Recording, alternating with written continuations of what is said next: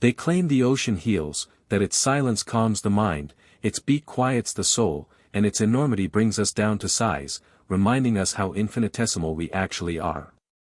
But not today. What you're about to hear didn't happen in the midst of a storm. There was no black sky, no rogue wave, no frantic dash for cover, just sunshine, glassy seas, and a boatload of people who wanted to see the wild Pacific in all its glory. What they got instead far exceeded anything they had paid for. This is not a tale of nature's harmony. This is a lesson, a reminder that when humans venture beyond boundaries we were never intended to come near, the ocean doesn't forgive. It holds them to it. On that bright, honey-colored morning, Sienna Rhodes boarded the Pacific horizon with little more than her camera, her rock-hard determination, and a life's ambition, to photograph killer whales in their wild, unbridled home. Nathan Cole, the veteran marine guide of this excursion, had made this passage hundreds of times.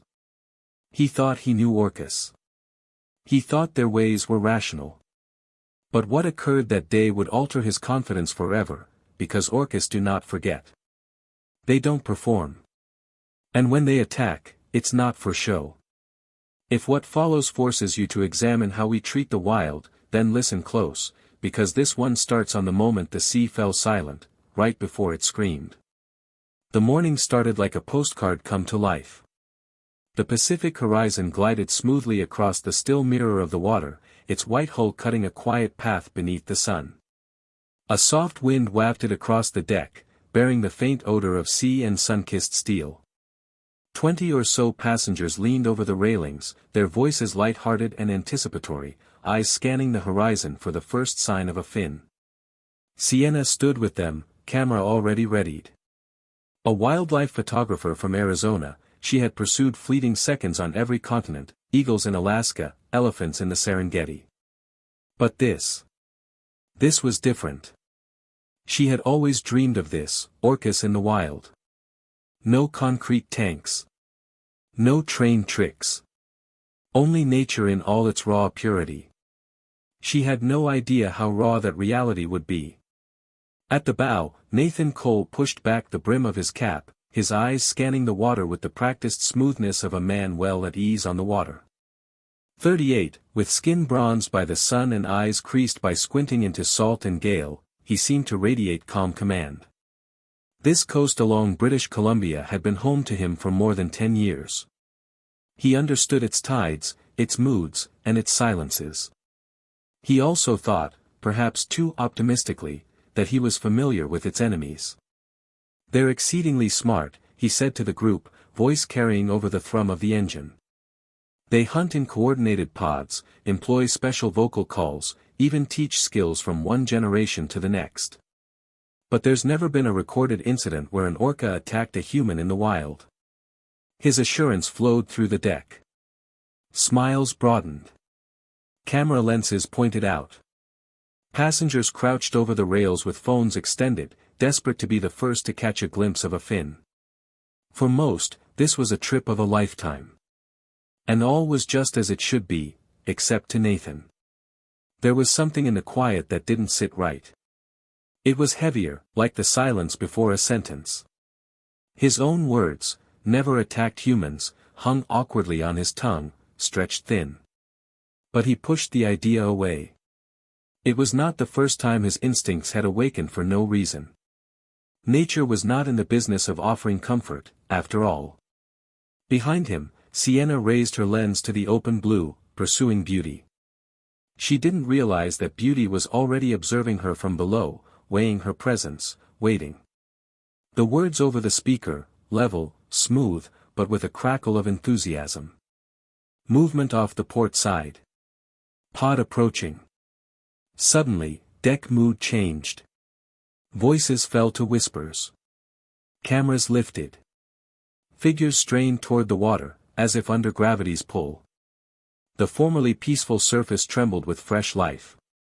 Then, cutting through the sun-dappled water like living dark, the orcas broke through. Gasps shattered the silence. 6 of them, shiny black shapes of impeccable precision, their dorsal fins slicing through the waves in measured arcs. A mother and calf went up together, twin plumes of vapor spurting from their blowholes. Sunlight illuminated the white streaks along their sides, shining like ghostly fingerprints. Sienna's camera clicked over and over again, but no photo could compare to the seriousness of the moment, the stillness that seemed to warp time around them. They weren't just animals. They were symbols. Sacred. Perfect. Nathan observed as well, but his attention wasn't on the wonder of the pod, it was on the pod's formation. Something didn't feel right. One whale was deviating from pattern. A great male, quite clearly the largest, lagged behind, his dorsal fin high and frayed at the tip. As the others traveled in a coordinated arc, he formed a wide, slow circle. Nathan's forehead furrowed. "He's old," he whispered to himself. "Scarred. Experienced." Sienna dropped her camera. "What is he doing out there?" she asked. Nathan's answer came after a moment. "Watching. Testing. The Orca's eye broke surface for a moment, dark, unblinking. Majestic to most. Calculating to Nathan. This was not curiosity. This was evaluation. The man's loops narrowed, each sweep closer than the previous one. The other whales kept their respectful distance, curving the line just beyond the hull. Only the old one ventured close. Nathan's senses prickled. He thought of warning the captain, but hesitated. Not yet. He didn't want to make unsubstantiated claims. But he knew something had changed. The elderly man leaned down into the boat, coming up on the opposite side with unnerving haste. "He's measuring us," Sienna whispered through her viewfinder. "Yes," Nathan spoke softly, his tone heavy with weight despite the serenity he had maintained all morning. He strode to the captain's window. "Take us toward the bay." Gradually. The captain raised an eyebrow. "Too soon." "Too late, perhaps," Nathan answered. The deck silence had changed. It was no longer awe, it was something primal, something that every living creature appeared to sense. Even the water seemed different, with a stillness that was expectant. The engine hummed louder as the boat turned. The pod drifted back, except the old male. He remained at the bow, curling under the water like a shadow attached to the hull. Then the first noise. A dull metallic thud. The boat trembled. It wasn't brutal, but it was deliberate. That wasn't curiosity, Nathan yelled out, his voice harder now. That was contact. He called for passengers to get back from the rails. Another blow hit, harder. The boat jerked sideways. Gasp, shout, a camera sliding across the deck. Nathan's shout cut through the commotion. "Everyone hold on." A third blow struck from beneath, lifting the hull just high enough to upset people. Water splashed on deck. The old male broke surface once more, his black eyes impassive, but definite. This was not game. It was warning. And now the rest of the pod started to close in, their formation folding up tight like a net. Nathan had recognized this pattern before, in hunts. But never with humans. Then the fourth strike, wild, crashing into the stern and rocking the deck violently to one side. Screaming ripped the air. Household items went overboard. The happy throng turned into a struggling throng, slipping on the wet wood. By the bow, Sienna clung to the railing, staring at the sea where the old man had disappeared. The hull creaked. A jolt of surprise. Her hold lost. Nathan watched her tumble forward, listened to her scream, and then she was in the blue. He sprinted to the rail. "Sienna." The water relinquished nothing. No head. No hand. Only quiet. Then the old male broke surface to the side of where she'd gone, his fin leaving a long shadow. For a moment, his eye locked with Nathan's, empty of malice, but full of dominance. As he dove, a pink stain spread across the water's surface, uncurling outward like ink in glass. Nathan stood immobile. This was no accident, no random encounter. This was the ocean exercising its dominance. The Pacific horizon struggled back to land in silence, its passengers soulless.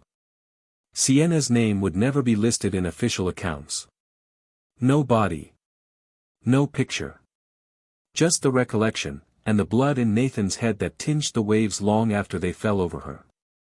As the shore rose up, the sea appeared unaltered, blue, infinite, seemingly tranquil. But Nathan was wise now. The Orcas were not monsters. They were not villains. They were forces, ancient, smart, and completely immune to human wonder. He'd never lead another tour.